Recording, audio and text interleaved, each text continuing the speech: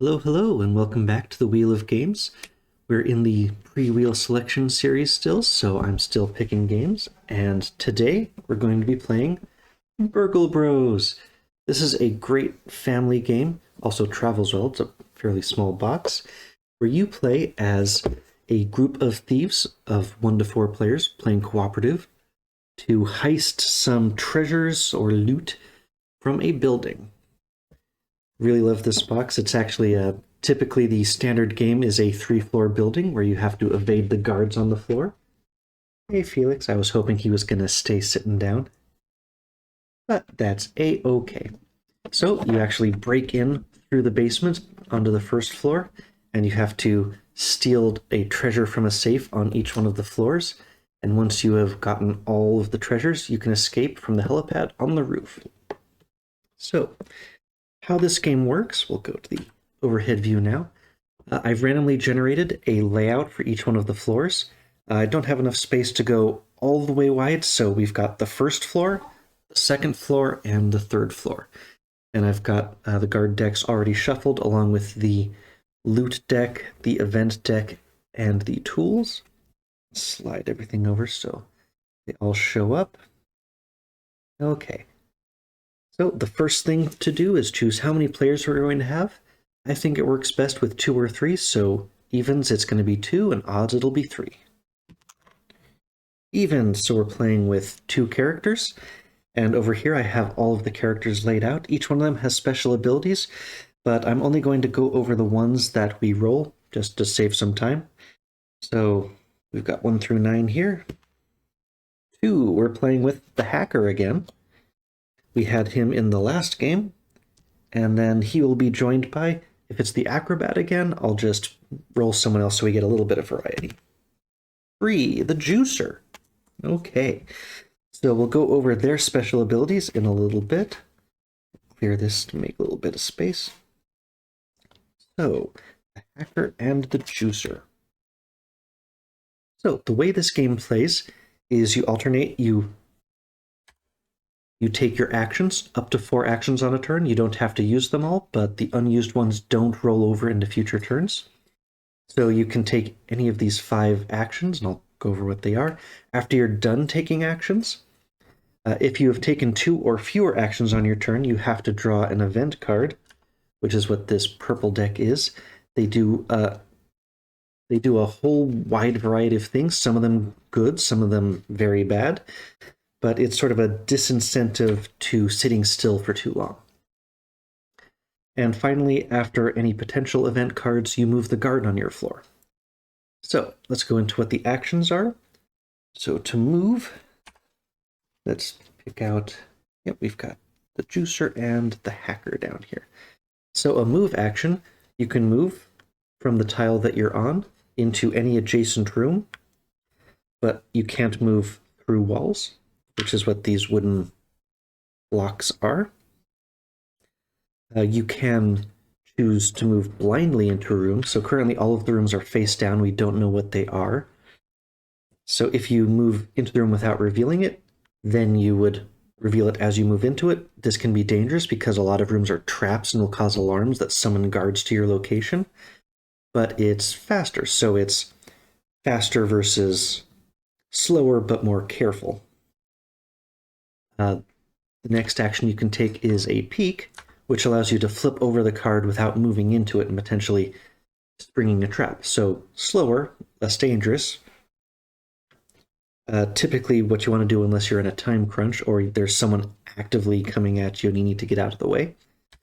So moving and peeking. You can hack a computer. So hidden across this whole layout, there are 3 computer rooms that correspond to certain types of alarms. If you're on one of those rooms, you can spend an action to add one of these little hack tokens to the room, and those allow you to discard a hack token instead of suffering that alarm's bad effect of setting off an alarm. So you can hack up to 6, you can have up to 6 hacks on one of those computer rooms at a time, and that's the hack action. So the last 2 deal with the safes themselves. The layout is mostly random, but on each floor you are guaranteed to have one set of stairs that goes up to the next floor, and also a safe room. Somewhere in here on each floor is a safe. Now, in order to crack open the safe, you need to add dice to that safe, and then after you've added dice to that safe, you have to roll dice to get the safe's combination. So it's 2 actions to add a die to the safe. If you do the roll the die action, you roll however many dice you've built up, and you're trying to get the combo. So what is the combo? The combination for the safe is determined by the layout of the rest of the floor. So for example, let's say that the juicer here was standing on the tile with the safe. So the combination for that safe is made up of the 6 numbers in the row and column of the safe room tile. So in the bottom corner of each of these tiles, there's a number. The combination is made up of the distinct digits. So like if you have repeats, like the number 3 appears 3 times or something, you could have 1, 2, 3, 3, 3, 4. You just have to roll that die once when you're cracking the safe. Roll that value once. So if the numbers were just made up of 1, 2, 3, and 4, then when you're rolling the dice, if you rolled that number 3, you would handle all of the rooms that had the number 3. So once you've gotten each of the distinct digits on a roll of the die, that particular safe gets opened, it's cracked open, and you get to draw 1 treasure tile, one treasure card, 1 loot card, and the guards that are on that floor and below speed up and are going on their patrol routes a little bit faster, represented by the dice. I'll get into the guards themselves in a minute. So that's how you crack a safe.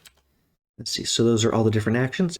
So the hacker, his special ability is that he gets to ignore certain types of alarm tiles.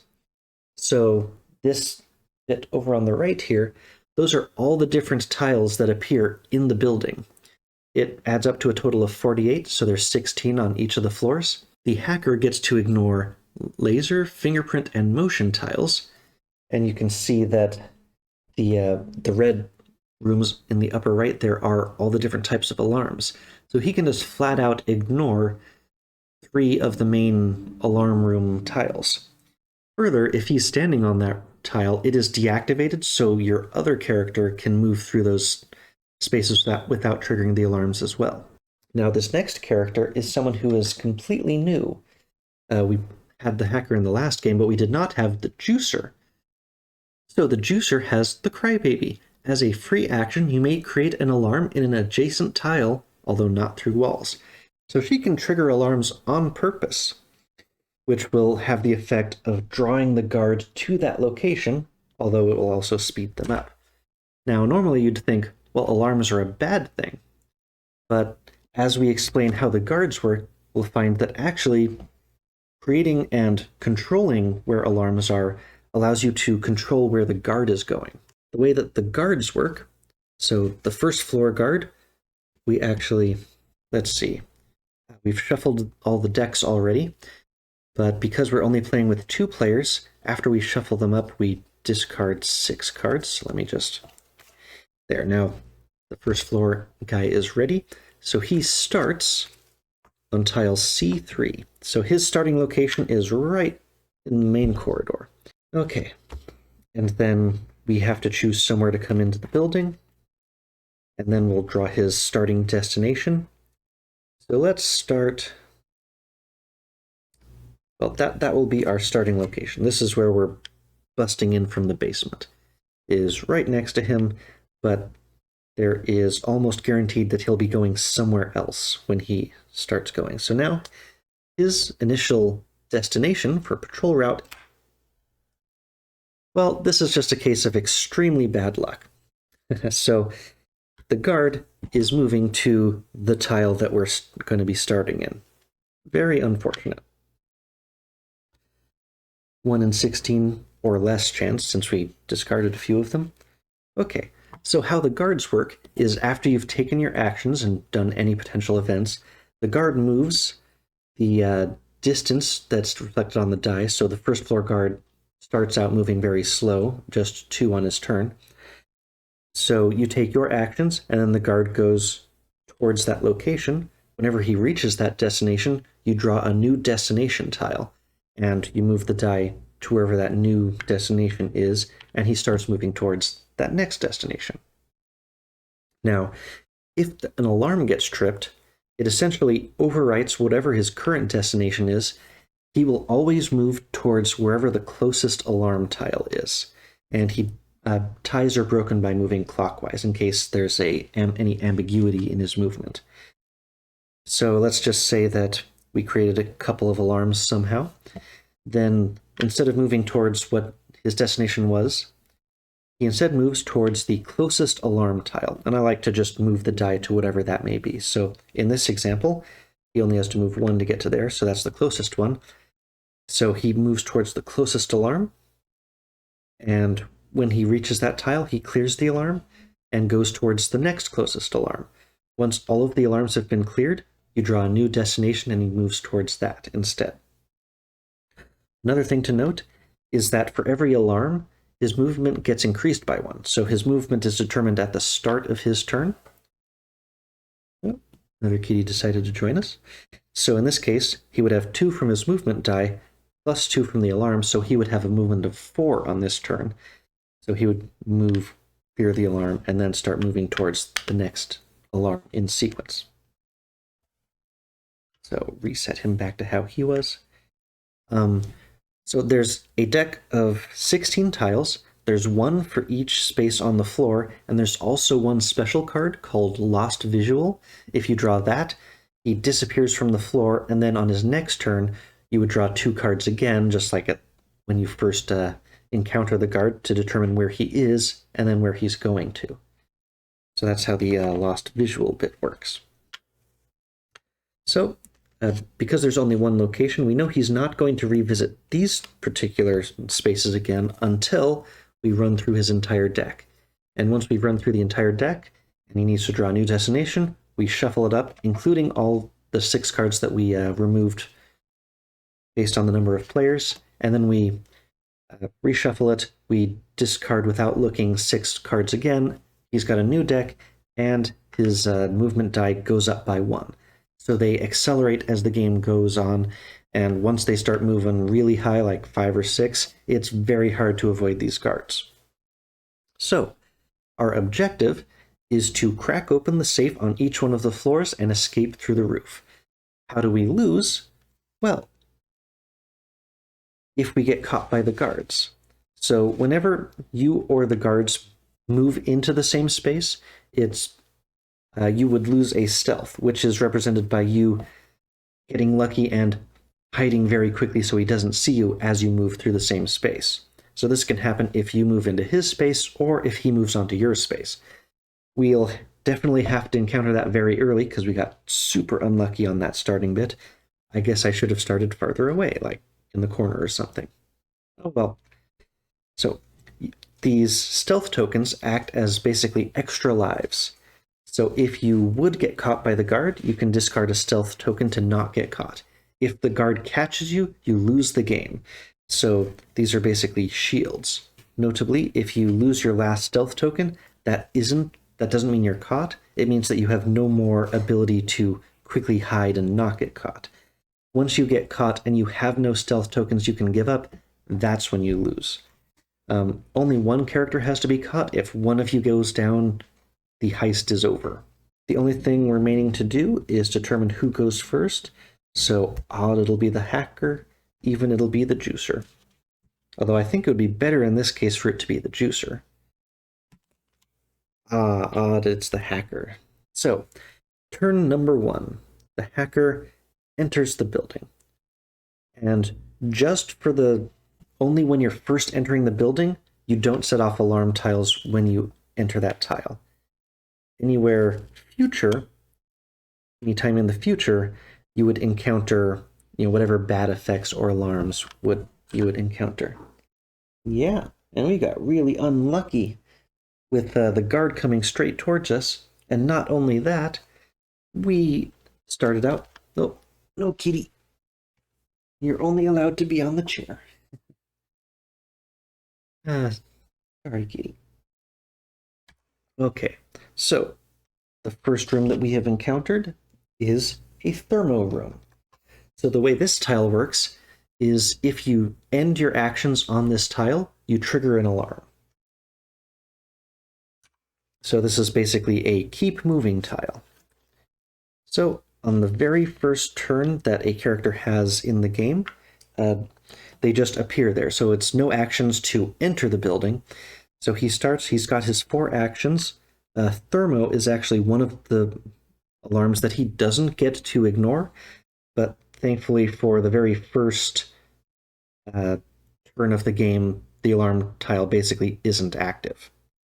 Or the very first turn for each character. So on turn number 1, he can ignore that thermo tile. Just walk across.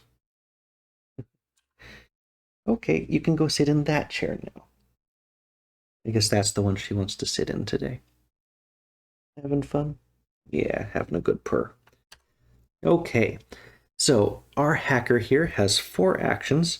He won't get the alarm from the thermo, but we know that the guard is going to come into this tile and then go right back out at the end of his turn.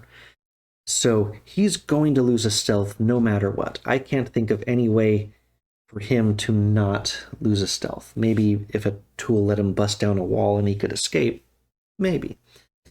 Now, at the very least, because the juicer isn't in the building yet, when the guard moves there, she won't lose a stealth. But the hacker is definitely going to lose a stealth one way or another. So there's no point sitting here and just waiting for it. I might as well do something. Although it is worth noting that when I move into the tile, I'll lose a stealth. When the guard moves back onto that tile, I would lose another stealth. So I need to keep moving. And once I've left this thermo space, the first turn protection no longer applies. So that would mean if I went back to that space, I would set off the alarm by just staying there. So we need to keep moving, and I need to find another space to run to. So I'm just going to move into that tile blindly since I'm already dealing with a guard. So let's see what it is. We have found the safe. The first floor safe is right in the middle of the layout of that floor. That's weird. Okay, and that also means that we know one of the pieces to this combination is 2, because that's the number that's on the little thermo tile. I'll show that off so we get an example. There's a little number 2 in the corner. So every tile except for the safe tile has one of those numbers to help determine part of the combination. So we've moved into the room with the safe, so we lose a stealth early on. No real great way to avoid losing 1 stealth in this situation. And now I need to find somewhere else for our hacker to run to. So that was 1 action moving there. So we'll peek, and we found a laboratory. That is a room that I would be satisfied hiding in. So the peek was action number 2. Action number 3, we move into the laboratory. And what the laboratory does is the first time one of your characters enters this tile, you get to draw a tool. So we're getting a tool card, and that's from the screen deck. So the first tool we have encountered is a thermal bomb, which is one of my favorite cards. You can discard this tool to create stairs up or down from your current tile, and you use a special token to mark that those 2 tiles are connected. It also triggers an alarm in your current tile. So this is a great way to make an escape route when you desperately need one. I could just make stairs from the laboratory up to the same tile on the next floor whenever I need to. You could also use this to make a special staircase out of the building. So this is a great tool to hold on to until you absolutely need it. So the hacker has thermal bomb. Now that was 3 actions. It would be nice if I could get to somewhere that would be farther away from the guard, but there's a fairly good chance that the guard is not going to go into this location before the hacker gets another turn. So I'm going to peek. Now, in order to get the combination, I only need to know these tiles, but every tile that you can flip over and figure out what it is lets you know what is still in the potential collection of rooms there. So we can know by elimination what can't be in the rest of the building. So it's still a great idea to peek as many tiles as you can. So we have found the metal detector. This is the other alarm tile that the hacker doesn't get to ignore.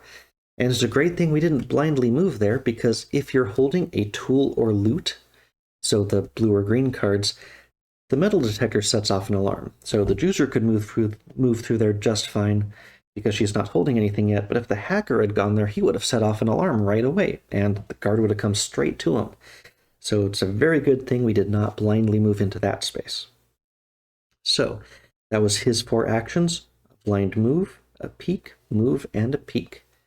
So now the guard moves. So he moves to the thermo room. That was his destination, and we need to draw a new destination for him.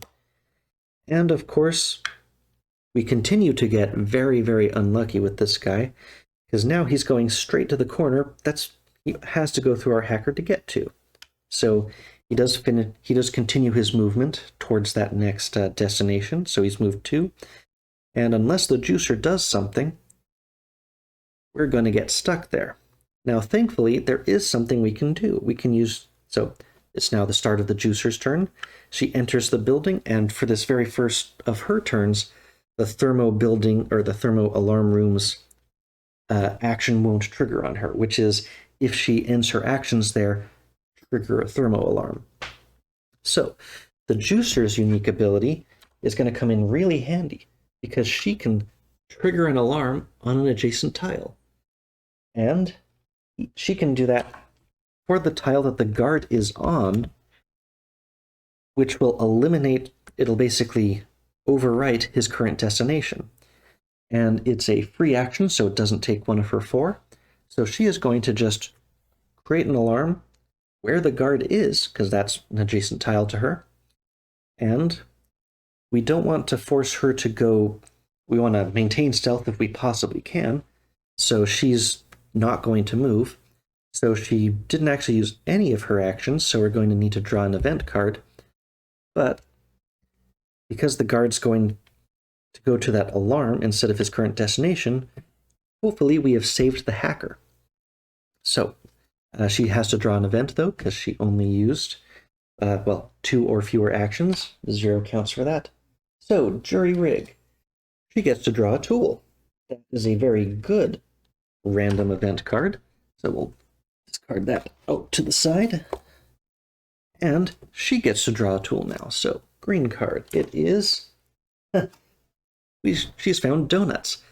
So place the donuts card under any guard, and the next time that guard would move, instead they lose all movement, and the donuts are discarded. So the donuts are a free... This guard doesn't move.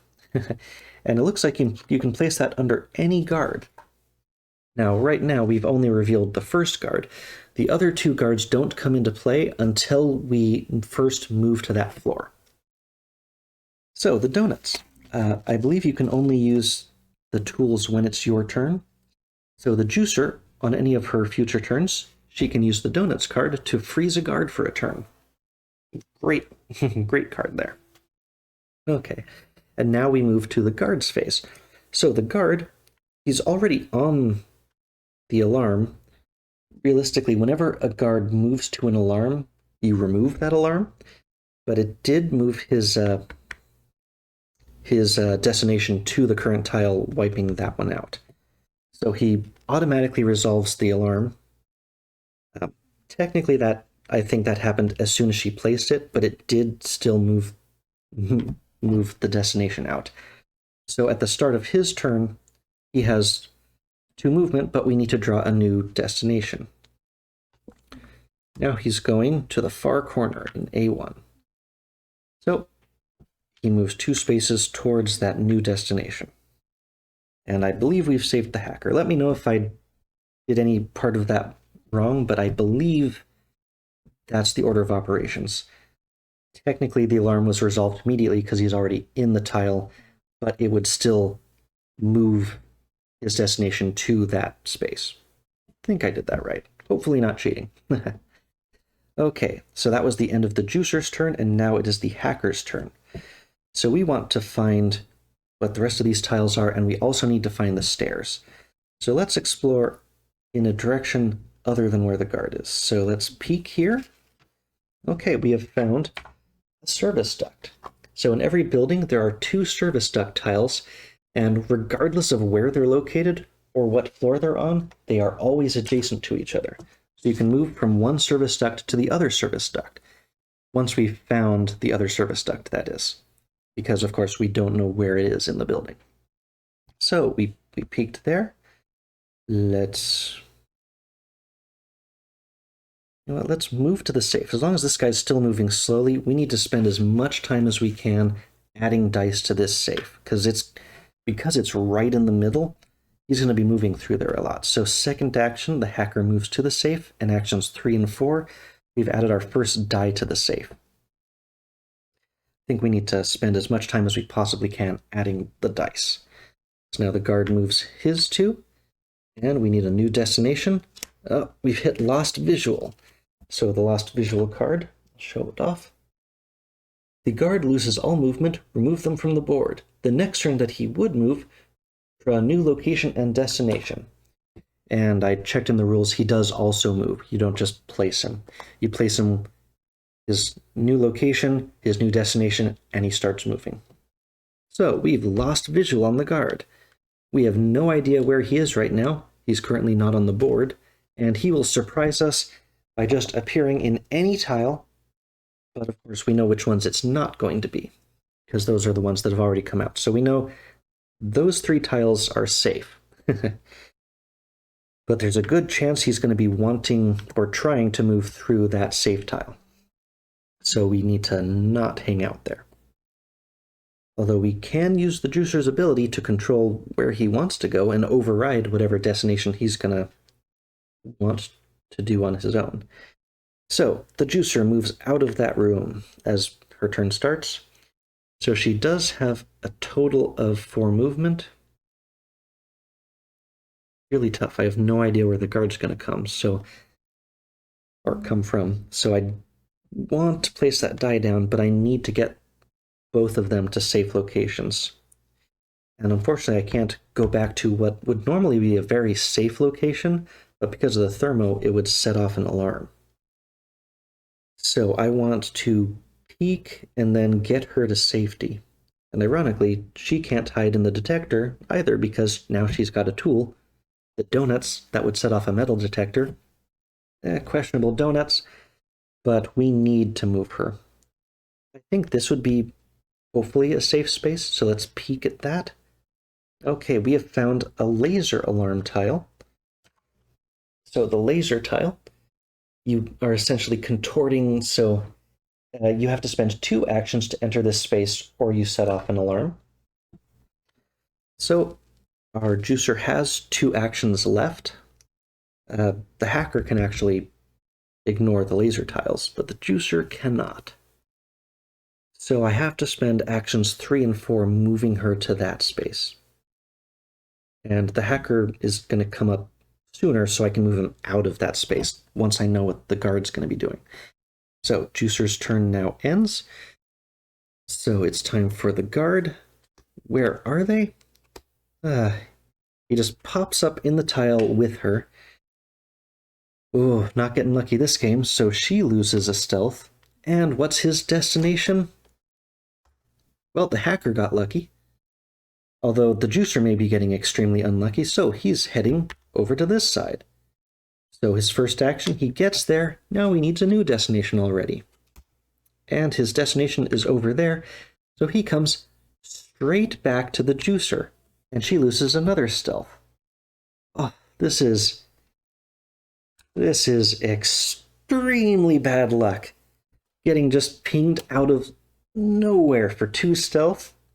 Well, that's terrible for the juicer. But at least the hacker knows the guard is coming and can get out of his way. Oh, that was a terrible lost visual. So, but at least I know where the guard is going now, and it's going to take him some time to get there, so I have some control. So I can add a die to that location. I can peek at what this is, so it's a camera tile. So the camera tile, there are 4 of them in the building, and they are all interconnected. So if a guard anywhere in the building is standing on a camera tile, he can see each of the other 4 camera tiles.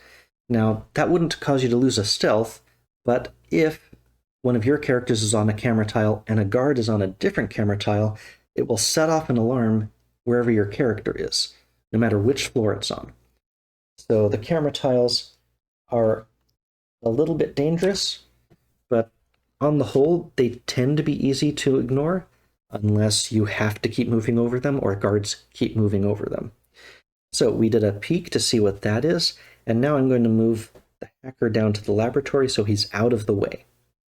And we've also revealed a couple more tiles, so we've got a 1, some 2s, and a 4. So we have at least one duplicate that we're not going to have to roll an extra card for, but we need to know what those 2 tiles are in order to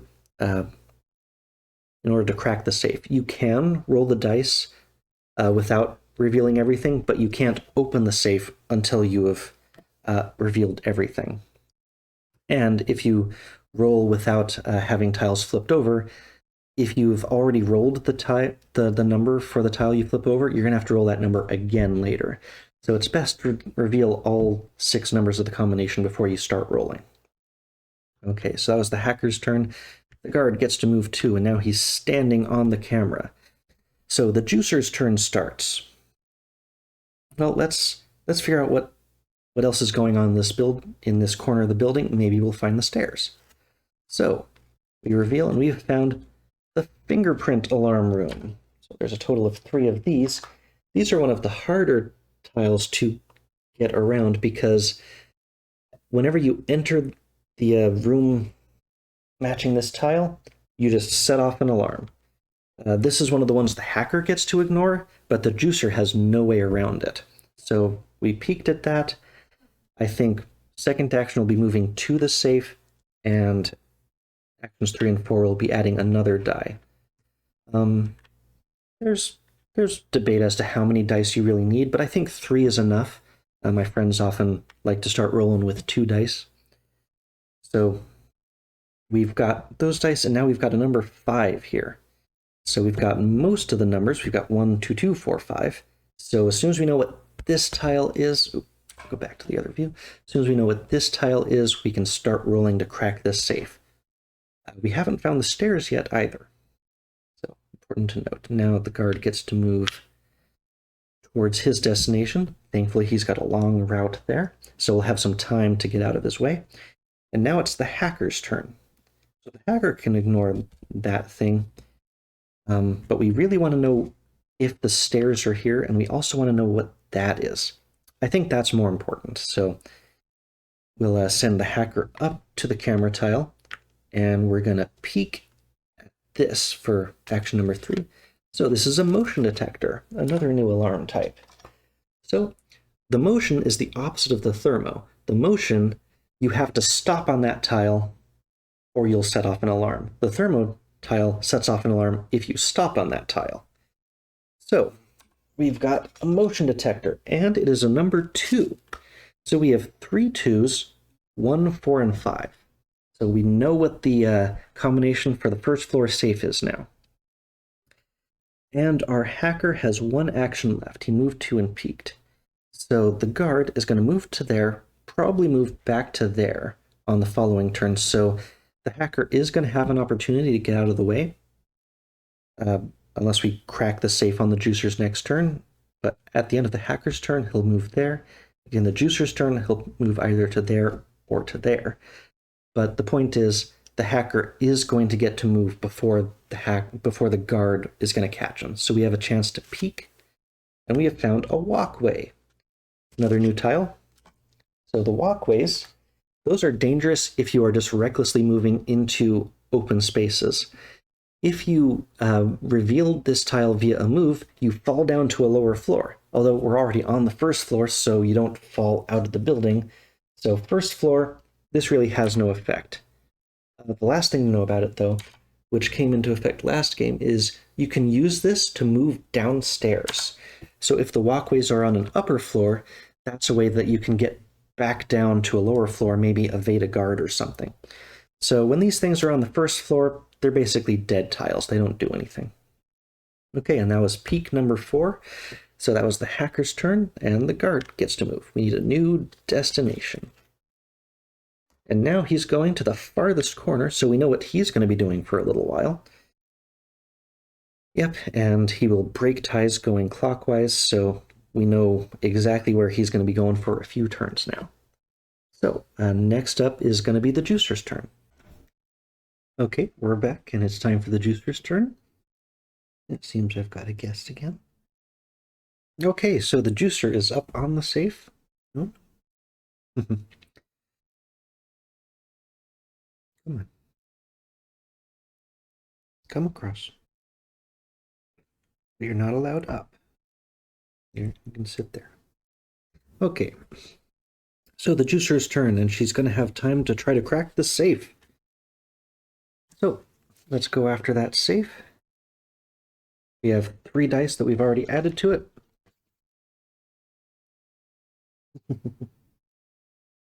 Okay. Rolling 3. So as a reminder, we need 1, 2, 4, and 5. No 3 or 6 necessary. And I got 2 6s and a 1, so I've only marked off one of these numbers, so that was the first action. Second action. Try it again. This time we got 2s and 5s. So we can mark off all of the 2s and the 5. So now the only one we have left that we need to get is a 4. So that was 2 rolls. We have some more. Nope, no 4. So we have 1 more roll trying to get that last number to crack the safe. Nope, no 4 again, just 1, 3, 6.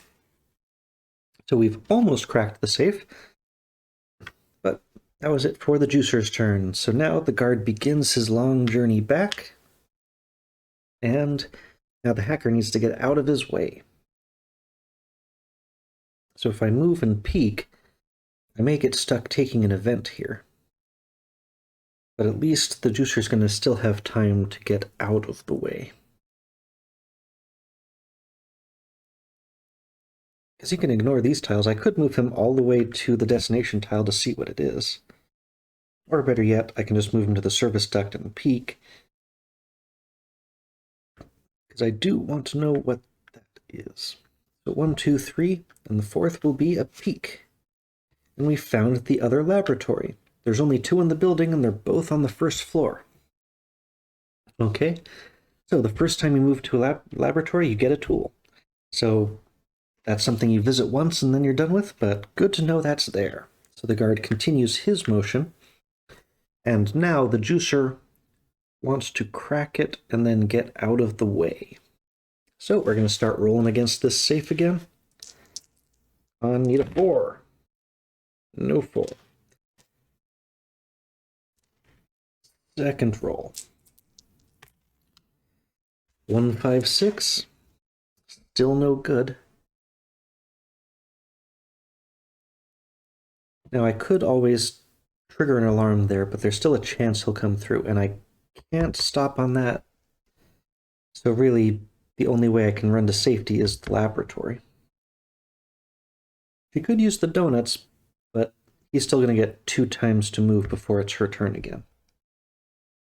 So, okay, we'll take our 3rd chance at the safe. I got the 4. Okay, so she still has 1 action left, but she has cracked the first safe. So you get a tool, a loot, and he gets an increase in speed from 2 to 3 each turn. So let's see what we found. So the tool is the key card. We saw this one last time. The holder of the key card must be present to roll dice for cracking any safe. So the first floor key card is going to be required to even attempt to crack the 2nd and 3rd floor key cards.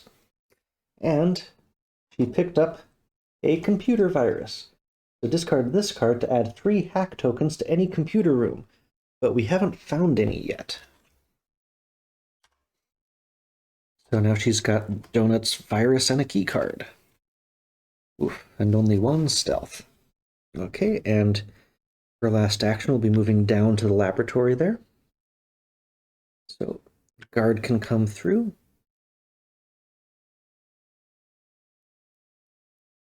I just realized I totally messed that up because they go clockwise, not counterclockwise. This side is not safe.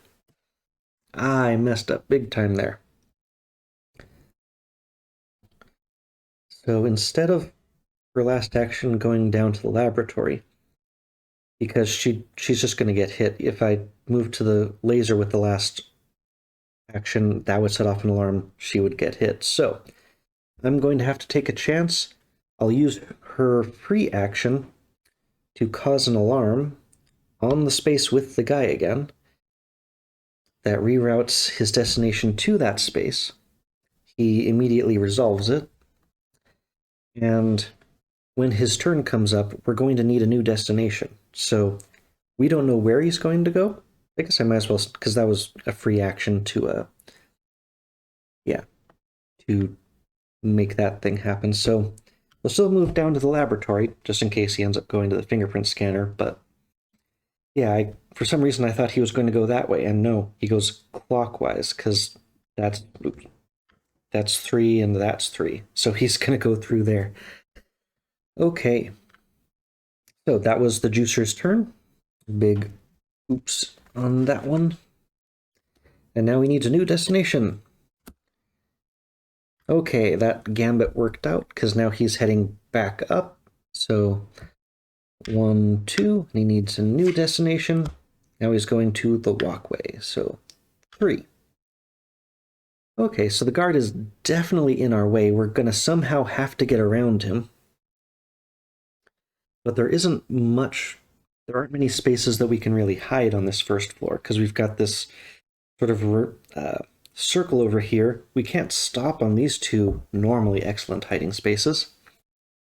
And, well, we could hide in the walkway or back there, but he's about to reshuffle and we're not going to have any idea where he's going. Well, now that I realize he has to go that way unless he's going to those 2 tiles, that is a very safe space for the hacker. So let's move the hacker 1. So he's going to get the tool from the other laboratory, which is a crystal ball. So discard the crystal ball to look at the top 3 events, and I can put them back in any order. Well, there's no reason not to do that immediately. So let's just look at the top 3 events, and they have to go back, but we can choose what they are so we can dodge the terrible stuff. So, what have we got? We have Squeak. Move the guard on your floor 1 tile towards the nearest character.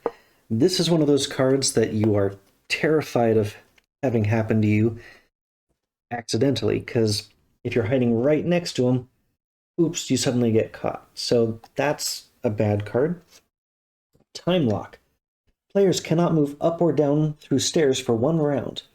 So leave this in front of you and remove at the start of your next turn. So no movement between floors. And the last one is Throw Voice. If there are no currently active alarms on your floor, you can move the guard destination into an adjacent tile from its current location following normal movement rules. So we can adjust where he's going to go with that.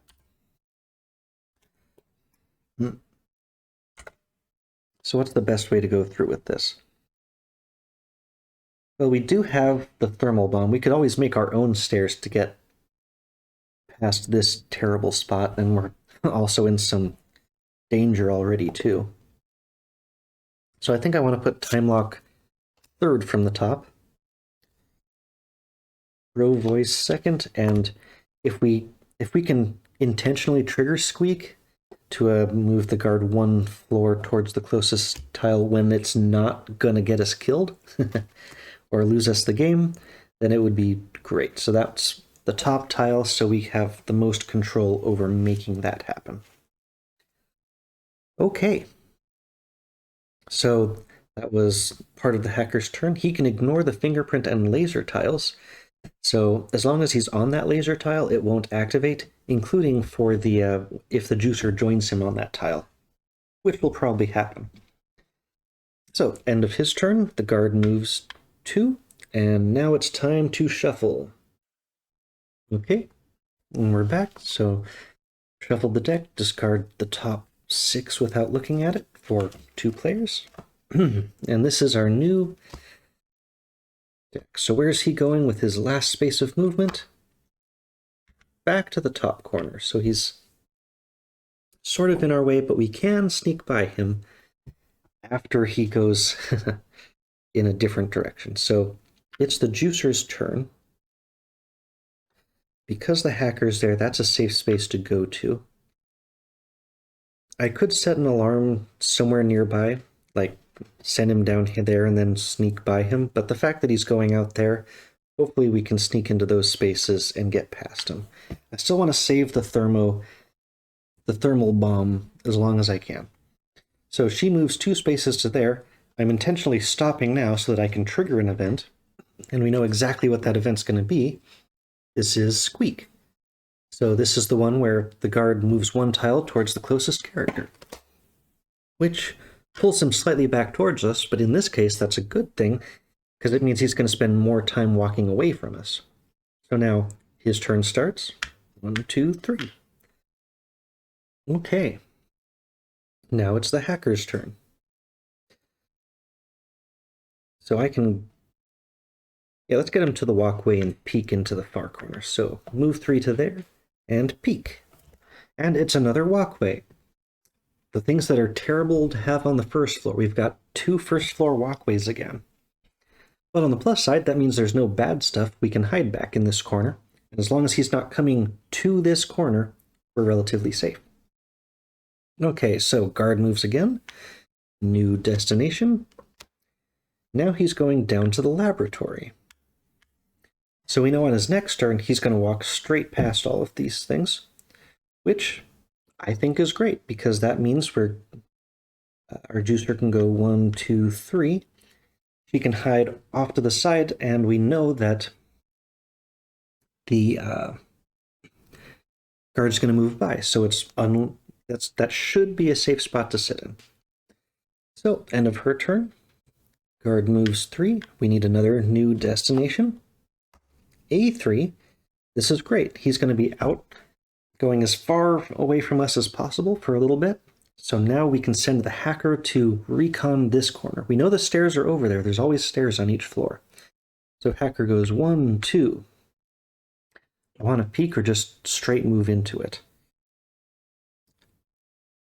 Yeah, just straight move. I am moving. And it's a deadbolt. So we only have 2 actions remaining, which is a problem here. For the deadbolt, this is a barrier type room, so you have to spend 3 actions, essentially forcing the deadbolt open in order to enter this room. And we only have 2 left. So we actually failed to move into that room, so we still have both actions left. So we can move the hacker back to the walkway where he was, although in that case they're always 2 away, so he'll never get through. So I think I just need to stop him where he is, which is going to do another event. Well, basically have to do it. We have to force our way through that deadbolt. So, time for another event. He's only done 2 actions. So yeah, this is the throw voice. So there are no currently active alarms, so move the guard destination to an adjacent tile from its current position. So I can move it there or there. I'll just move it to the corner, because realistically he's as far away from us as we can really make it happen. So we've moved the guard die down to the laboratory. And now the guard goes. So 1, 2, new destination is the laser grid, so 3. Okay, so now it's the juicer's turn. So the juicer can force what the guy's going to do. If she sets the alarm there and then moves up here with the hacker, then then we can control what he's going to be doing for a turn and a half, maybe. But we don't know where he's going to go after that. Maybe if I went like 1, 2, set an alarm somewhere else. Not really. She's not going to be able to force him farther away. So let's just... Do I really want to bank on that? Because we have too little stealth left with all that early unluckiness. I think this is a good time to hit this guy with donuts. I just want to make sure he's not going to be moving anywhere for a turn. And I might as well also set an alarm in the back walkway using her special ability. So he won't be moving for a turn, and when he does, he'll be moving somewhere else, somewhere that's not where we're not on the path. So the juicer can move 2 actions. She stops on the motion detector, so it doesn't set off an alarm. Although the hacker has that tile disabled anyway. She can't bust through the deadbolt either, because you need a full 3 actions to do it. So she's only done two actions, because the free action doesn't count. So we need her. And now this is the time lock, the last one that we had already scoped out. So we cannot move up or down stairs through 1 round. So not until the start of the juicer's next turn. Okay. So that's it for the juicer. So now the guard stops and eats some donuts instead of moving towards the alarm that's triggered over there. So he doesn't move this turn. Now we're over to the hacker. So the hacker spends 3 actions just busting through this deadbolt. The deadbolt will stay open, so the juicer can follow him through without having to do the same 3 actions thing. And now we need to peek, find those stairs. Okay, the stairs are not in that corner. This is another new tile type. This is the atrium. So the yellow tiles are visible to the guards from different tiles. So the atrium can see up or down a floor. It's on the first floor, so it only manages to see up. So from this tile, you can peek at the same tile position up or down a floor. Likewise, if a guard is on a tile that's one up or down from that, then they can see you on that tile and you can lose a stealth from it. So the yellow tiles are very dangerous. But I just peeked at it. So that's the end of the hacker's turn. And we know the stairs are in one of those 2 positions, and we should be able to evacuate from the floor soon. But now the guard moves, and his destination is reset to the closest alarm. And because there's an alarm on the board, we add 1, so he gets to move 4, but he's on his way to the alarm. So now it's the juicer's turn. We need to get out of this as much as we can. 1, 2, 3, 4. Okay, so at least next turn, even if the guard is coming to this section, he won't reach the hacker. So deadbolt's already open. That's 1. Blind move or peek. He pretty much needs to move regardless. So blind move. Not good. Trigger alarm on enter. So this is going to get our hacker hit, unfortunately. But she has a... she triggers an alarm on enter. Can't do anything about that. Should have peeked. So she has moved 2 so far. But we know where the stairs are, so we might as well move 3. Yep, we have found the stairs. You may move or peek upstairs. Well, so what's going to happen if she stays on this floor is now this guard has a movement of 5, because 3 plus the 2 alarms, so he's going to clear that one as the closest. 2, 3, 4, 5, and hit our hacker. But at the end of your turn, only the guard that's on your floor actually activates. So now that we've found the stairs, we know that the stairs down correspond to this tile on the second floor. So she can just straight move to the second floor and deal with whatever guard shenanigans are going on up there, and this guy won't move. So we'll definitely prevent the hacker from losing a stealth. If we're really unlucky, which I hate to say, because it happened at the very beginning, but fourth move, we're blindly going up to the second floor. Let's see what this tile is. Wow, it's stairs. It's literally the stairs are in a straight column. That's pretty rare. So you can go straight up even to the third floor from this one stairwell. Wow, that's kind of neat. But now that we have entered the second floor, we need to figure out where is the second floor guard. So let's see. Oh, I did not burn, well, not burn, but you need to discard without looking 6 cards from the deck. So I've shuffled them up plenty. So there's 6 out there. So where does he start? Okay, the second floor guard starts down in that corner, and his starting destination is up here. So it is possible to just draw the guard starts right on you on the second floor, which sucks. I don't think there's any way to dodge that stealth loss. Although I suppose it's possible, since he hasn't moved onto you, maybe you don't lose stealth in that situation. Yeah.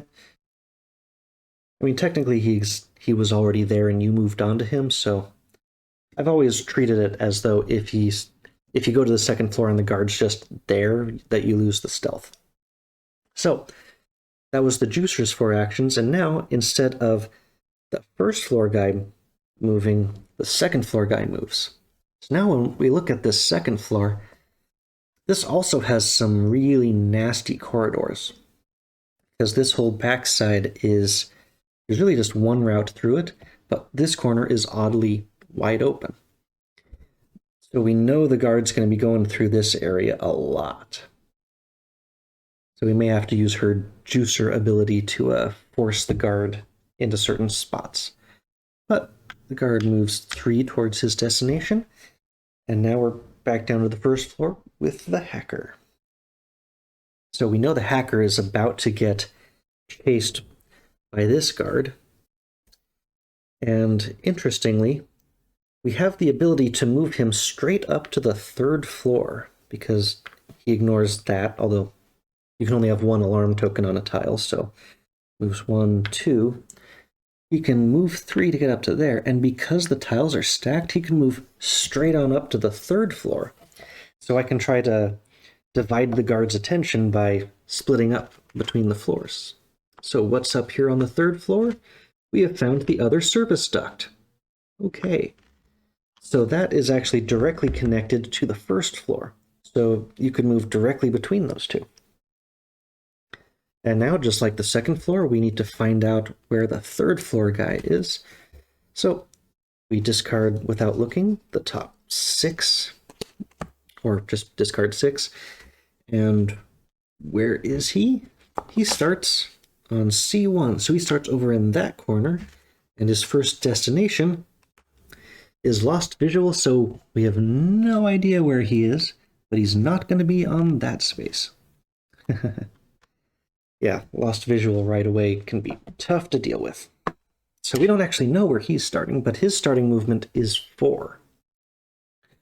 But at least he's not going to reappear until the hacker has had a chance to do something up on the third floor.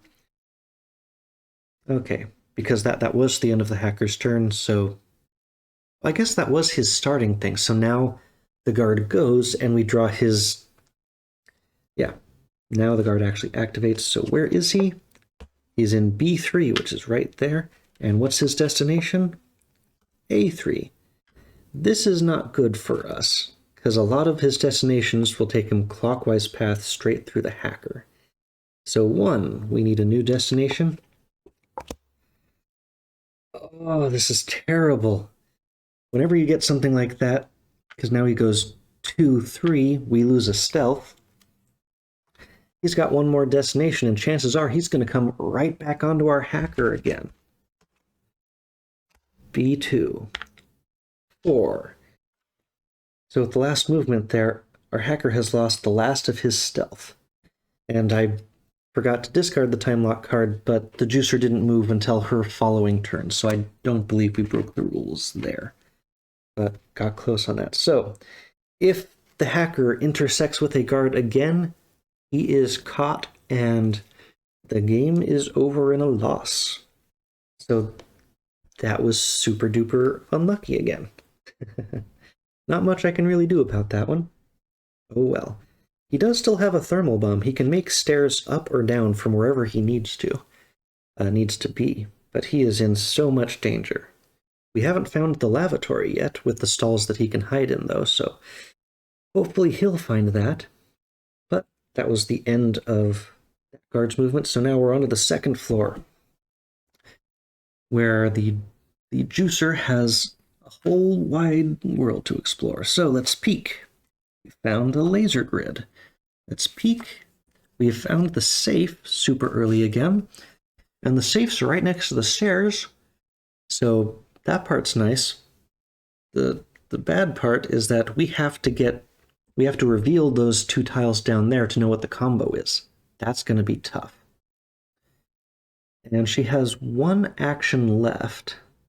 Now, at the very least, because she's the only one on that floor, she can move there and she'll know where the guard's going to go. So 1, 2, 3. And she can do some peeking and maybe add some dice on her next turn.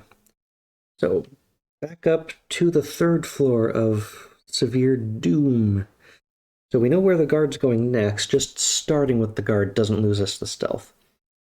But if the guard has that as one of his future targets, he's going to walk right back over us and we will be in big trouble. So let's peek at this tile. We found the 3rd floor safe. That is extremely remarkable. On each of these floors, the very first tile we've uncovered has been the safe, because we started there, got the safe, started there, got the safe, started there, got the safe. So that's 50% very convenient. Let's peek at what this tile is. It's a metal detector, so we cannot hide there because he's carrying that thermal bomb. Let's peek at where the guard is going. And we found the stairs. That's the way out. Okay, so after we have gotten all 3 treasures, that is the way out. It's been an extremely remarkable stairwell that goes pretty much from 1st floor almost all the way to the roof. He's got 1 action left. We might as well move to the safe. There's a couple decent places to hide on this floor, hopefully. But because this guy's moving so fast, it's hard to get out of the way in time. So let's see where he's going. 1. Okay, he's going down to there. 2, 3, 4. What's next? Okay, so he's going up there, so we have a couple of turns where we're going to be safe. Probably a good time to add dice to the safe for him. Now, we're back over to here. We want to peek as much as we can, so let's see what the guard is on. Oh, he's on a keypad. So the keypad tile, just like the deadbolt, is a barrier room, but to get past the keypad, you have to roll dice. So you need to roll a 6. Now, each additional attempt you make on a turn, you get to roll extra dice, but on the next turn, it resets. So like the code's changing or something. But once you have unlocked the keypad, it will stay unlocked. Now, notably, because the guard is on the keypad, that room is essentially open right now. He's sort of holding the door open, and you could run behind him, but you'd have to sacrifice a stealth to do it, and I have very low stealth. So, I'm gotta peek this tile. Other keypad. Well, at least I have something that I can spend the rest of my actions on, is trying the keypad. Now, I don't know, like, if he goes to any of those 4 tiles next, he'll walk onto the safe. So I'm going to take 1 attempt at the keypad. See if I can roll a 6. Nope. And 4th action, I'm going to move to the stairs.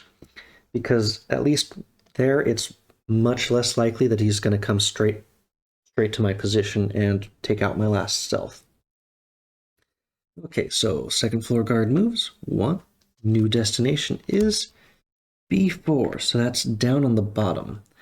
So he continues his move, and we know he's going to be out of our way for a while, so we can try to break through that blocking keypad as much as we can.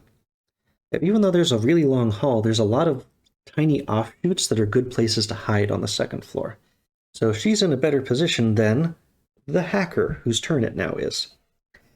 So we know he's going up to 4, so he'll be no closer than this at the end of his turn, and we'll know what his destination is.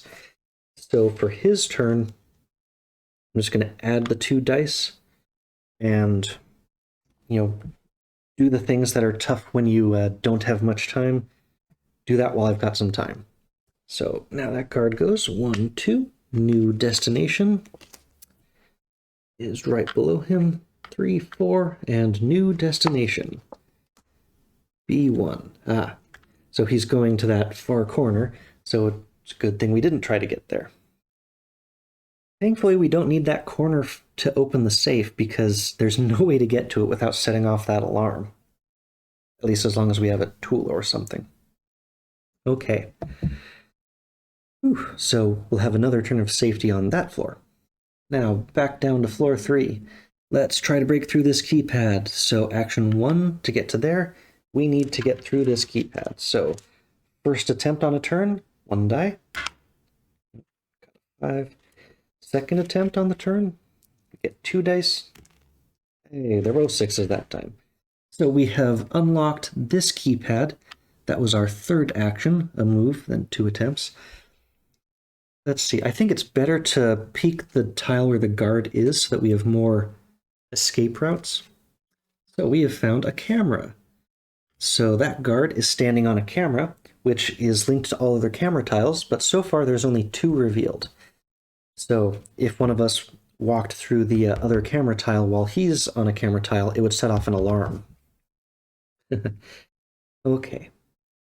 But now it's that guard's turn to move, so 1, 2, 3 towards his destination. And we're back up to the 3rd floor. So he could add more dice. Dangerous. I may just need like a dice counter because I need to use the dice on both floors. Yeah, add 2 more dice as long as you know you're still safe. I'm just going to use the green counters to indicate how many dice you can have. I believe it's maximum 6, unless you're the one guy who has the special ability of rolling extra dice. So we've got 4 tokens there. That's how many dice we've added to it. So his whole turn was, again, adding dice to the safe. Now this guard goes 1, 2, 3, 4, and we get to find out the last destination before the reshuffle is down in that corner. So remembering the clockwise rule, he will go 1, 2, 3, 4. So we're safe on the safe tile again. But next turn it'll be time for him, or when he gets to there rather, it'll be time to reshuffle. Okay, back to the juicer. So we know he's moving 3, so 1, 2, 3. We would be safe in most of those areas for a whole round. So let's do as much peeking as we can. What are you? Thermo. You can't stop there. That ruins another good hiding tile. Second action, let's peek this corner. It's a fingerprint tile. That ruins another good hiding spot. So peek, move, peek. We've got 1 peek left. What are you? The atrium. Okay, so from this spot, you can be seen from below or above, and you can also peek those locations. So, not too terrible, but yeah, she's standing on a camera, and this guy gets to move. So 1. Now he's going to the far corner. 2, 3. And we know, like, his next turn he'll end there, so if we just move slightly out of his way, well, we'll deal with that. Don't want to get too far ahead. So back up to the hacker. I kind of want to peek, but this guy's going to go through every space that's next to us, even the stairs, every space that we know about. I could just add the last 2 dice, but I'm going to peek first. Ah, a secret door in the worst possible space. So, the secret door. You can enter the secret door space through any adjacent walls. This space doesn't have any adjacent walls. If it was right there next to it, it would be great because you could enter that space through any of the adjacent walls. But that secret door is just a bookcase out in the middle of the room that rotates. A useless secret door.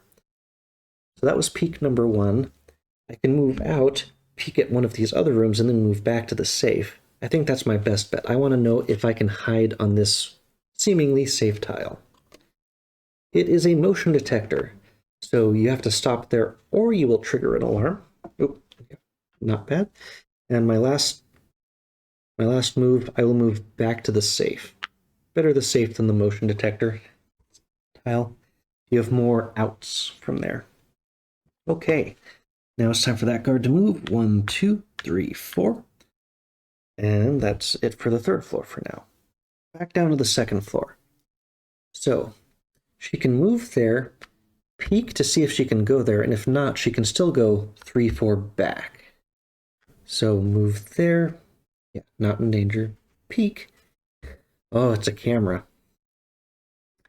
If I moved there, then as soon as he got to that spot, he would see, trigger an alarm, and she would be trapped. So I can't go that direction. It ruins another good hiding spot. That floor was so promising. So with her last 2 actions, 3, 4, moves back to relative safety, and this guard goes up to the fingerprint, draws a new destination, which is the atrium, continuing to make it so we can't hide on that camera because he's going to walk right back over the other one. Oof. The camera tiles are a little bit dangerous, but on the whole, they tend to be easy to ignore. Now, she can use her alarms to mess with his movement, but we'll try that out on the next turn. So, back up to the 4th floor, we've got a pesky security guard in our way, and the odds are he will move 1, 2, and then right back to his current position. But that does mean that we can move up to here and try to explore as best we can in this direction. So that's a peek and stop here or trigger alarm. I am okay with that because his last action, well, actually he ignores motion alarms, right? Yeah, he ignores motion alarms, so he doesn't have to worry about those.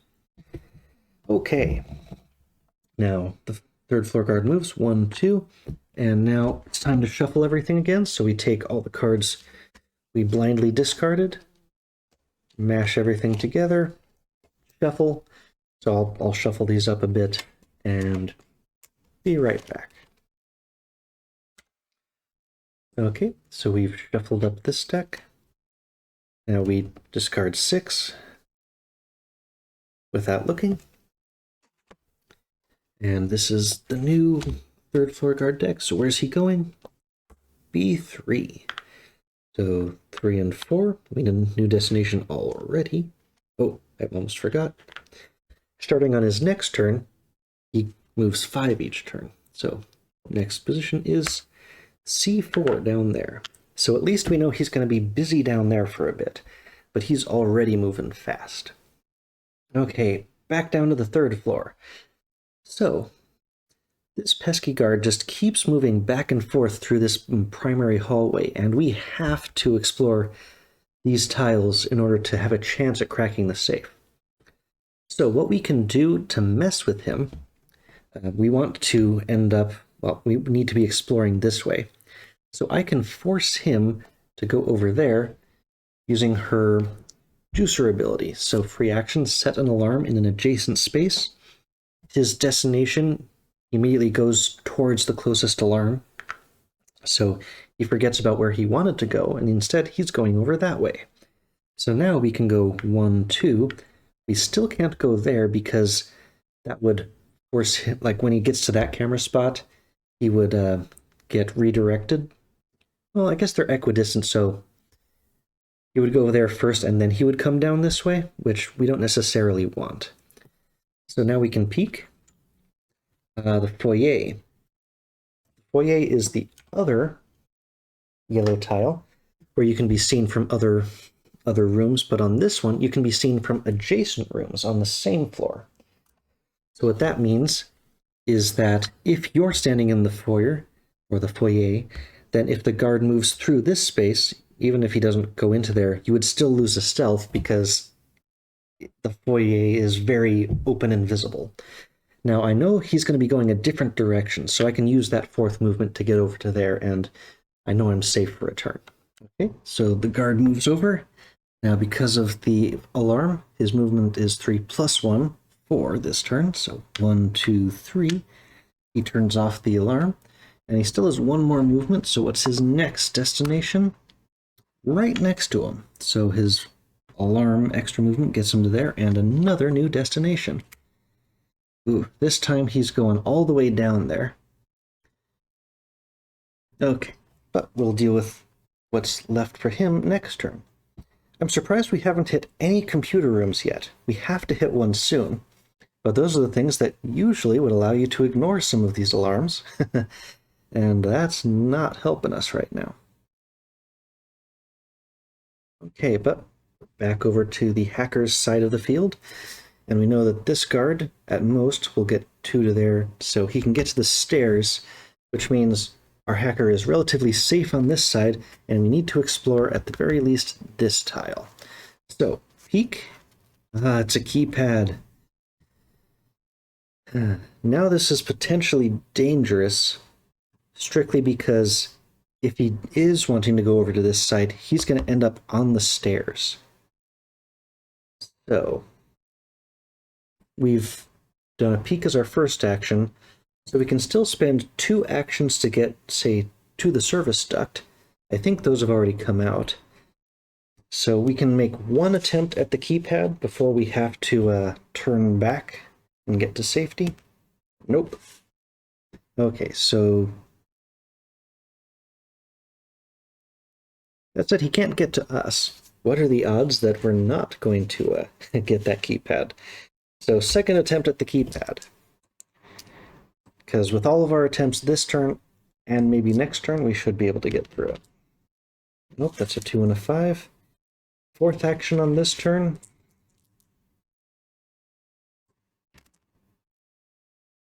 One, 2, 4. So we did not make it through.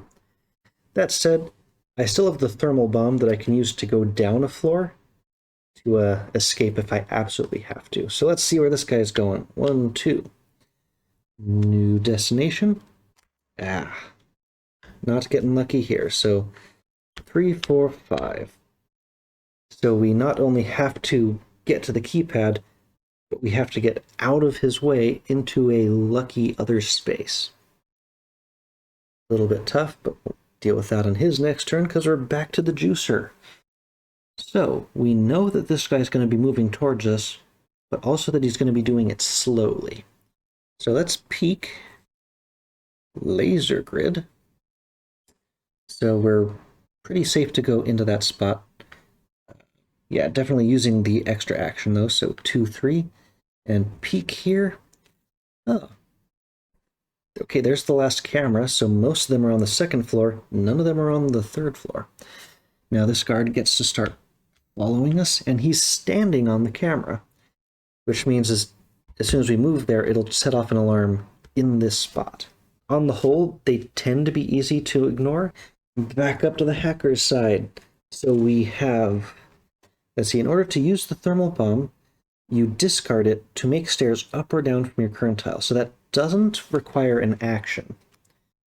So we need to leave him at least 1 action to go downstairs. So we can make 3 attempts at this keypad to the right.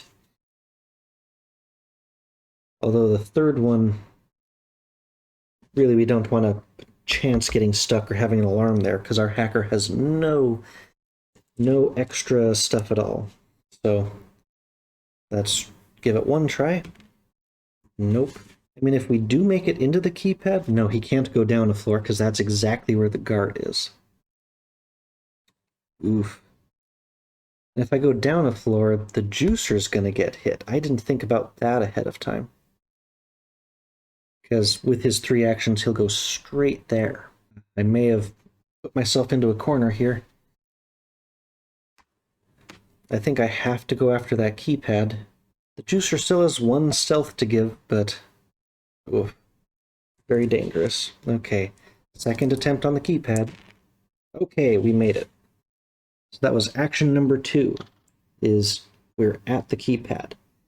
Now, I have to get out of his way by going north. There's really no way around it. We're just going to move. Move straight to the north and see what it is.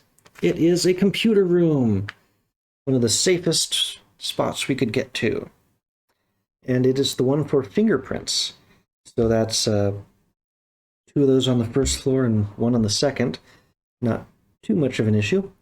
But that's one of the rooms. One of these up on the zoom in. So the computer rooms, in one of those rooms, you can spend an action to place one of the hack tokens on it, up to a max of 6. And then whenever you would trigger a trap of the matching room type, you can discard a hack token instead of setting it off. So we've encountered this on the 3rd floor when we've passed all of the fingerprint rooms, so it's not that useful. And that was action number 3, so we can peek at what's in the corner. And that's the motion detector computer room. Of course, they're up in the very top. Now, the motion detector ones, there's 2 on the 3rd floor and 1 on the 1st floor. Might be worth setting some hacks on that, but later. So 1, 2, 3, 4. What's his next destination? The room that I'm currently standing on. And 5. Juicer's turn. So as soon as we move there, it's going to set off an alarm. And we pretty much need to get through this side. Now we can look, like this is public information, the places that have already gone off. So this corner we already know is out there, but are either of the other 2 tiles? Okay, the camera has already also come out. And okay, this space has come out. So if we make it to that space, we'll be able to hide there. So 1 move there, we set off an alarm. So the guard was already coming here, but now we know he's not going to any of those 3 spaces. He might still end up going there, though. So now I want to peek. I want to make sure I'm not going to set off another alarm here. It's a thermo, so you can't. If you end your turn there, it'll set off an alarm. I don't want to give him more bonus movement. So we did a move, we did a peek. We pretty much have to move that way just to get out of his way.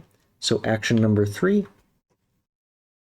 Oh, excellent. We found the lavatory. So the bathroom tile here is a special, really good tile that allows you to hide. Because it has 3 stalls. Each of those comes with its own stealth token. Let's see, I can't really see him to the side there. I'll just put him on the tile. So if the guard would come across you on the lavatory, instead of burning a stealth token from your character, you can use one that's on the tile instead. So that's great. That allows us to hide. So we did a move, we peeked. That was a straight move. So we can peek at what this last tile is. It's a walkway. So interesting thing about that is we can use that to go down a floor to, like if we're getting trapped behind this guard. So potentially very useful. Now, this guard gets to move 4, 3 plus the 1 from the alarm. So he makes it there, shuts off the alarm, and we need a new destination for him. So he's going to the far camera over there. So we know we're safe over here at the lavatory, but he's blocking us in. He's directly in our path right now. Okay. That's it for there. Now we're over back to the hacker. So we need to get out of the way of this guard. Now one of the tricky things is because that guy's moving 5, he's definitely moving 2 up to there, and chances are he's going to go back through this way for 3, 4, 5. So we could move all the way down to here, and that particular space would be safe. But we do need to peek at this tile. The only two spaces left in the combo are this tile and this tile. So if I peek there, then move all the way back to the motion room, I should be safe from anything except him pulling out that particular space, which is definitely a possibility. But I need to peek at that room to know what the combo is. So 1, we'll peek. It's a deadbolt lock, so wouldn't be able to get past that easily regardless. And now 3 and 4, we're going to move back and hide in the computer room in the back. Now this guard goes 1, 2. What's next? A3, he's going to the safe. 3, 4, 5. Okay. So we're in a relatively safe corner, but this guy's moving so fast it's hard to stay out of his way. We have a ton of dice already set up on that safe, but we still need one element of the combo. That safe, we already know all the different numbers, so we've got 1, 3, 4, 5, and 6. So everything but 2, and we don't have any numbers set up on that safe yet. Now it's the juicer's turn. We basically need to stalk this guy out. What's the best way to force... Like, we can't make him go faster. He's going to move there, and that can see the foyer. So I think we need to just stay in this very safe tile and draw an event. So this is one we have not seen yet. Espresso. The guard on your floor has an extra movement this turn. Well, that's actually good for us, I guess, because now that he moves, he gets to move 4 instead of his 3. So we get to find out what his next destination is going to be. And it's just up the hall at the next camera. Now, here's the annoying part about having all these cameras on the same floor is as soon as we move there, that's going to call him back this way again. So we can't. Now we could use the walkway to drop down a floor and basically go back, oops, and like go down to here. But that floor also sucks because you have to get all the way around to get to the stairs. So dropping down a floor, also not a great thing. But that was this guy's movement because we didn't move, so we're back up to the 3rd floor with our hacker. So the hacker, he needs to get to the far corner. He doesn't need to get to this corner, thankfully. But this guy can move 5, so he's going to go clockwise, so 1, 2, and he could get all the way back to this motion detector if he needed to. So I don't think I can go farther than the keypad just because I don't know where he's going to go next, which means I can spread 2 hack tokens up on the top there. So what would our juicer potentially need hack tokens on? Motion or fingerprint? Well, with the fingerprint, she could hide up there from the guard. So let's add a couple. So move 1 into the fingerprint, spend 2 actions to add hack tokens, and then his 4th action will be moving to the keypad room. So now our juicer has the option of ducking into that fingerprint room, ducking into the fingerprint room to hide. Okay. So now he gets to do his moves. First 2, new destination is the deadbolt room again. 3, 4, 5. So we are directly in each other's way here. And I don't have a good way out aside from the thermal bomb dropping me down a floor or something. But yeah, I'll have to dodge him again. So, juicer's turn again. So we know that this guard is going to move past the foyer, so we can't move into it. And as soon as I move to that camera, he's going to divert course. So really, I need to sit still again, wait for him to move off of the camera before I can even start trying to get out of here. So we have to sit still again, and let's see where he goes. So we've got the buddy system. Choose a player. Move their piece onto your current tile does not count as entering. Interesting. So another player teleports to our location. So we've pulled the hacker down to the lavatory with us. Oops. So yeah, now we're both on the 2nd floor. The Hacker got pulled out of that dangerous corner, which ultimately I think is a good thing. But now we're both sort of in that difficult section with the lavatory over there. So that was the end of her, that was her event. So the guard moves to the camera. We need a new location, A2, so he's going to the stairs, 3. He's finally not on the camera. But this time, they're both on the same floor finally. So it's the hacker's turn. And something I was trying to figure out how I might do it is the thermal bomb. This walkway would be an excellent spot to use that thermal bomb because that would make a link directly from this really annoying corner walkway up into the safe. And there's so many stairs and stuff that it gives you basically a link to get over to the other side of this wall. It will create an alarm in the walkway tile. So he moves by 1. So we're discarding, we're using the thermal bomb. We are making stairs up from our current tile. So we've got a special token to indicate that one's going up, and it links into the safe. So trigger an alarm in the player's current tile. So now the guard is immediately coming straight back to us. That part of it is unfortunate, but now we've got a way out. So the juicer isn't stuck behind all these cameras anymore.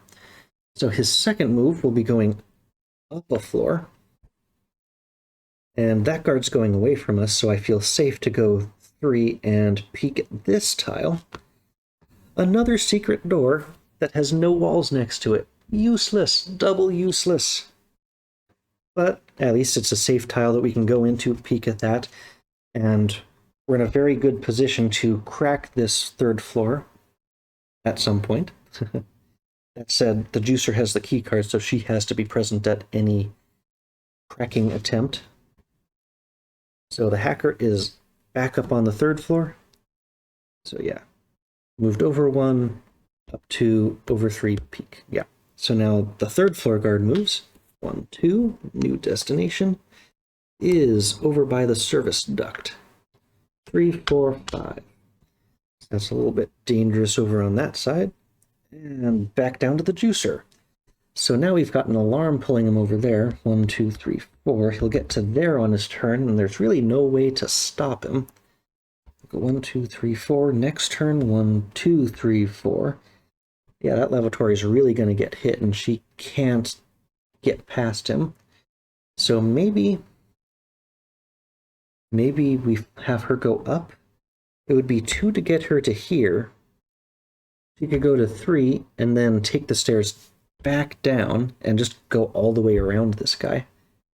I think that works. So 1, use the stairs by the thermobomb to go up a floor. 3rd action goes to there, and the 4th action, she takes the normal stairs down to the 2nd floor. And she has completely gone around that entire wall. So now this guy moves 4 because of the alarm. 2, 3, 4. And he's going to be out of the way for a while she gets to add some dice on these upcoming turns. So that, I think, works out great. Excellent. So now we're back up on the 3rd floor with the hacker.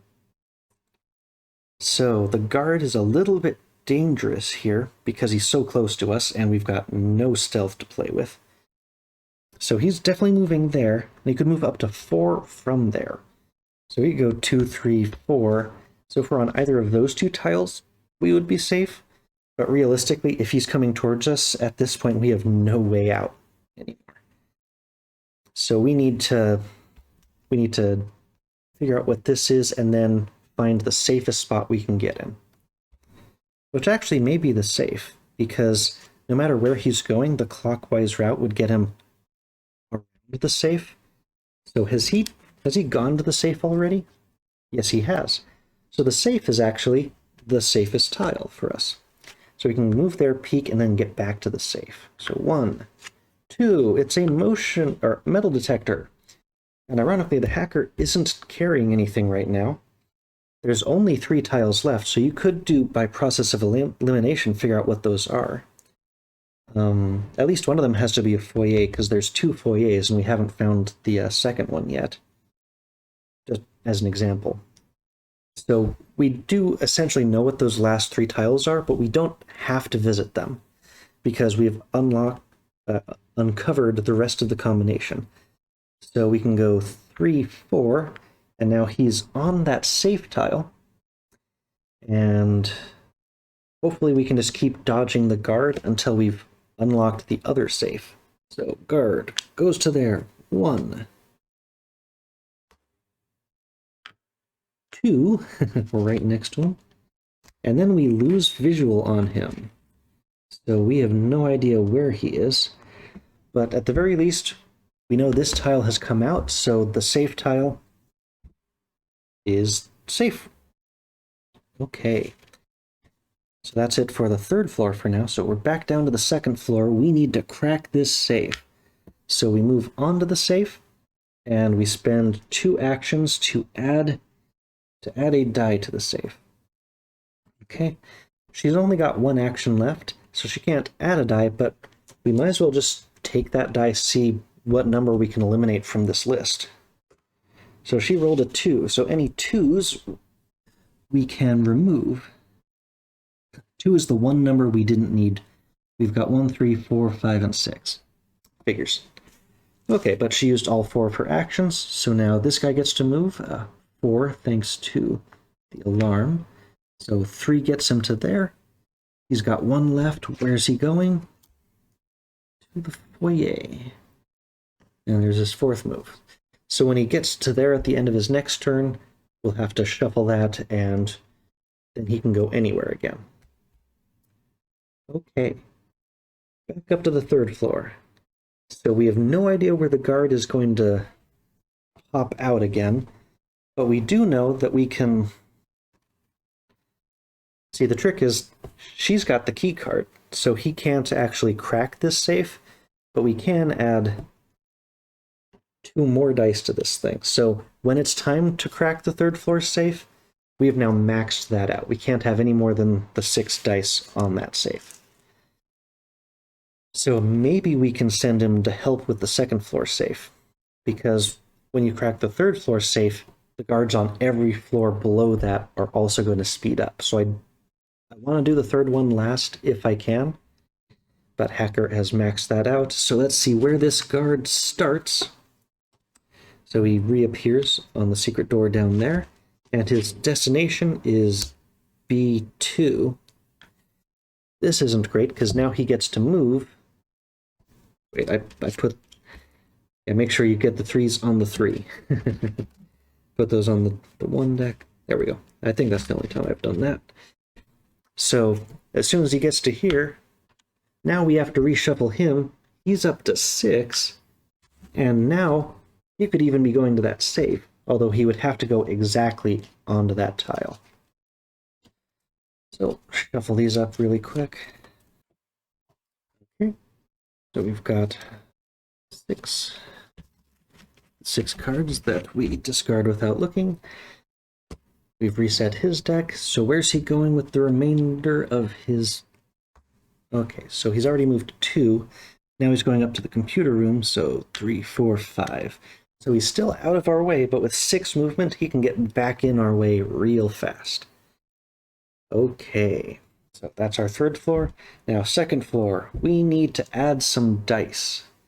Spend that whole turn just adding more dice that we can roll on future attempts. And this guard moves 1, 2, 3. So same thing we just did. Back in the ones we had already removed from before, and shuffle up a bit. So take off the top 6 to the side. He's got his new deck. Where's he going next? The keypad right next to the safe. Oh, right, and he gets a little bit faster because we just shuffled him. So he could come over to that corner where we're sitting. So that makes the next turn dangerous. But now we're back over to the hacker. So 1, 2, 3, 4, 5, 6. He can't... The guard can't get to the safe on this turn. So it is still a safe space, even if that's exactly what he draws. But I can't risk sending the hacker down a floor. I could put the hacker down 2 floors, though, and play with this guy, because this guy has to deal with the alarms for a while. I want to keep him frozen for as long as I can, since he's as far from us as he can be. So let's move one to there and take the service duct to the other service duct as our second action. And really, we just want to sit here and make this guy move around a bit. So with only 2 actions, we have to draw an event. So switch signs. The guard on your floor and his destination swap positions, which doesn't change a whole lot because, I mean, the destination's completely eliminated by the, it's overridden by the alarms, so all it did was move him to the first alarm, and here's it. Because then the destination, realistically, it's just, he goes to it. Okay. Normally that would just swap him and the die, but the alarm messes with that. So now the guard goes, so he's 3, it's +1 because of the alarm, so 1, 2, 3, 4. Okay, so that's it for the hacker. Now we're back up to the juicer. So we could start rolling with the 3 dice, but we're blocked out from the keypad. We could run over to the stairs for safety. So we could take 3 rolls and retreat to the stairs so that the keypad, so this guard won't be able to reach us. So we have 3 dice added to that lock. Let's go. Okay, I got 1 and 5. I think that's at least something here. Yeah, there's a 5 up there. There's a 1. So what we have left is 6, 3, and 4. Okay, so second action, let's go again. Okay, we got our 3s and 4s. So 4 is gone, so the only thing we have left is a 6, and we got 1 more roll. We need at least a 6, and actually if we crack it, that puts us in danger because this guard's going to speed up. So I am going to hold off on doing that, and I'm just going to move 1 over to the side so that we're still safe from this guard. Because we have so little stealth, we need every possible extra bit that we can get. So guard goes 1, 2, 3. His next destination. Okay, it's the corner with the camera, and 4. So we should be safe for a turn because he can just get right back to where he is. Great, so we can try to crack that next turn. Now the hacker is back on the first floor. He is very safe from that guard, or so we think, because there's that long hall to get around. So let's just stay put, not use any actions, and see what our event is. So we've got Crash. If there are no active alarms on your floor, set the guard destination on your floor to your current tile. Thankfully, there is an alarm on this floor, but this is one of those cards that you really are afraid of because it'll send the guard straight to you without warning if you get it. Thankfully, we don't have or we do have an alarm, so he's not getting sent to us. So his 3+1 moves get him to there. He's going just right up, so that's gone. 2, another card. Now he's going down to the laboratory. 3, 4. So now that service duct square isn't safe anymore. Although we could hide over by the metal detector, so it's not terrible. But yeah. Okay, that's it for the hacker's turn. So, Juicer's turn. The safe is relatively safe now, so we move on to it with a 1. We need a 6 to crack this safe. Didn't get it. That's action 2. Now, action 3, we need a 6. 3 5s. Nope. Action number 4. Roll the dice again. There's a 6. So, last action for this turn, we have cracked the safe, and that means that we get a loot card, a tool, and the guards on this floor and below speed up by 1. So let's see what we got. Our tool is a makeup kit. Discard this to give all players on your current tile a stealth token. Well, we really want to make use of that for the hacker, because he's got no stealth right now, and there's a huge difference between 1 and 0. So our Oh no, our treasure is the gold bar. So the gold bar, every treasure has some kind of unique drawback. This one means you have to find the other gold bar and put it in play. Only one can be carried per player. Uh, if you're playing with only one character, you would just discard this and draw another one.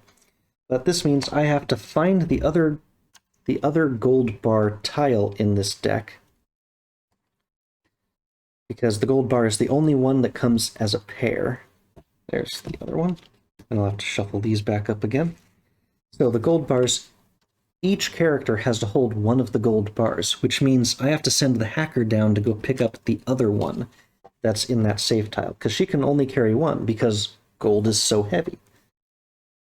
So I have to send him down to go get the other one, and they each have to carry one out of the building. But we did crack the safe. So her turn is done, and now this second floor guard has to move. So 1, 2. Now he's going over to there. 3, 4, 5. So at least he's away from where she is. Oof. Well, I mean, I can send her up to crack the third floor one and send our hacker up to try to get the other gold bar. So, okay, those are shuffled now. So it's our hacker's turn. So how is he going to get up to the second floor? Well, I can use the service ducts. So spend one movement going to the opposite service duct. Second movement goes down the stairs. Third movement gets him to the tile. And so it's not an action to like trade resources or like pick this thing up from the space. So now he's got it. And then fourth action, I think we'll just put him on the stairs for that floor. So this guard does get to go again, but we've already... Oh yeah, that's true. So before we end his turn by moving to the stairs, as long as you're on the same tile, you can swap cards, so he can take the makeup kit from the juicer and use it, so all players on your current tile gain a stealth token. So now he has 1 stealth token, and she has 2 stealth tokens, and they are much more likely to survive. Then he can take his fourth action and move over to the stairs. Okay. So what's next? Yeah, now this guard on floor 2 gets to move, so 1. Oh, not moving very far. 2. Now he's going up to the thermo. 3, 4, 5. So he is sitting on a camera. Actually, there are 2 guards sitting on cameras right now. I froze this guard on a camera, which could be a problem. But now it is back to the juicer's turn. And the juicer wants to go crack that other safe. So 1, 2, 3, and we get to roll all 6 dice. So what are we looking for on the third floor? We've got 1s, 3, 5, and 6. So we need 1, 3, 5, and 6. Okay, well, we got 5s and 6s. So where are the rest of these tokens? 5s and 6s. Okay, so now we still need 1s and 3s. And that was her fourth action, was trying to crack the safe. Because she has the key card, she has to be there during the attempt. Now, third floor guard moves. 1. That's the secret door just next door. 2, 3, 4, 5, 6.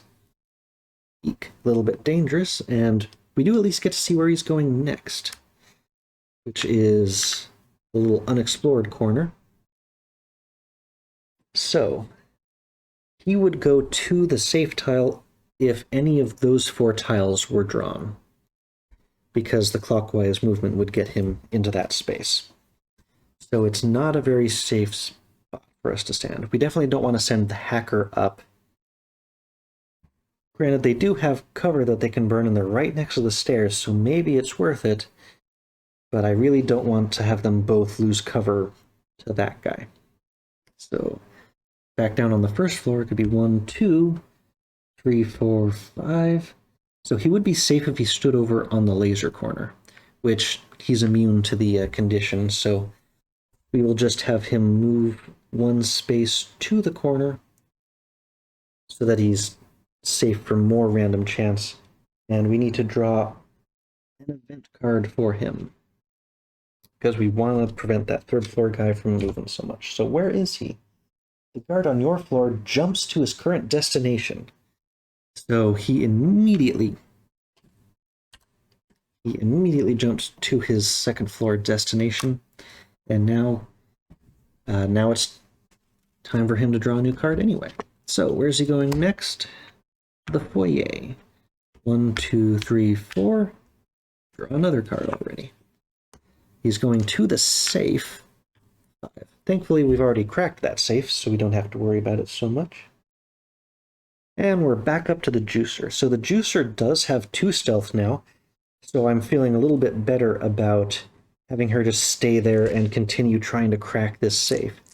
Because even if the guard moves by her, he would have to move over her not just twice, but 3 times to catch her. So she's relatively safe. She only has to worry about him.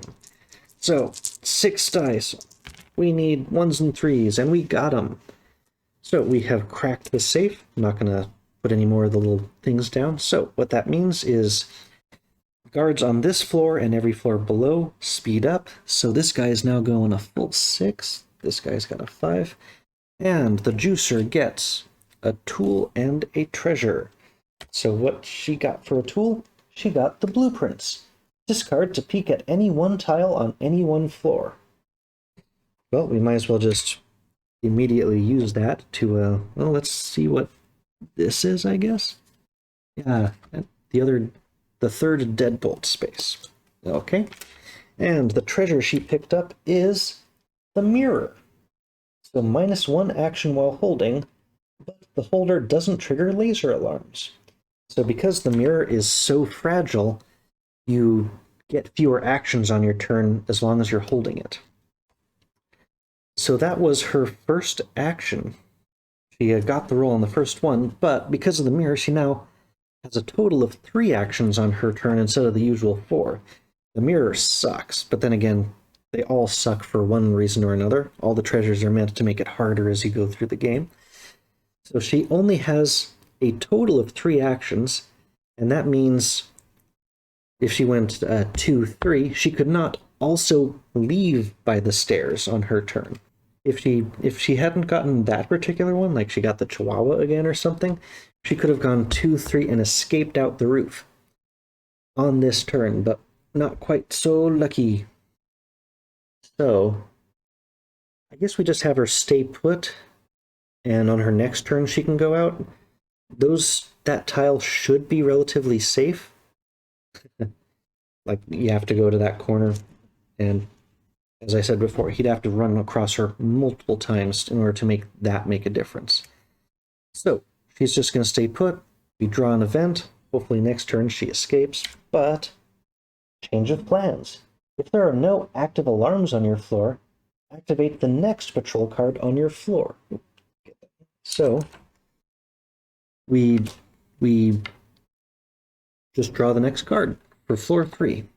He's now going to the motion detector up there, and he starts his move. So he's got 6. 1, 2. Need a new destination. Going down there. 3, 4, 5. Next, he's going down to that corner. 6. Okay. So as long as the hacker stays safe. Well, actually, at this point, we have recovered all 3 treasures. The gold bars are a 2-parter. So that means that the stairs to escape are now open. So can I get the hacker out? Because we can go 1, 2, 3, 4. And he's on the roof. So he's escaped, thanks to those stairs being right on top of each other like that. So because he's no longer on any of the floors, there is no guard for his floor, so the guards don't move this turn. Which means now we've got the juicer, who only has 3 actions, but she only needs 2, 3. 3 actions. So we had a harrowing beginning of this game, but we did just barely manage to escape with all of the loot. So Victory! And helicopter noises. So, we barely managed to pull that one out. You can see that with the different tools that they have, like the juicer versus the acrobat, it changes the gameplay immensely for how you need to get through these buildings. Because having those really long hallways, trying to get by those guards can be a real pain. But also, I like that because that increases the difficulty. That will do it for this episode of Burgle Bros on the Wheel of Games. Show you the box one more time. Such a cute box. Personal favorite. I love that you bust in through the basement. So, Burgle Bros, a game by Tim Fowers. I'm pretty sure there's I think there's a sequel to this one where it's more of a casino heist. I don't have that one, and there might even be more sequels to it in the works. The base game has a ton of replayability, and once you sort of understand how each of the different aspects work, it's actually really easy to get a new player into. That will do it for this episode. I hope you had fun, and I'll see you next time on the Wheel of Games. Bye-bye.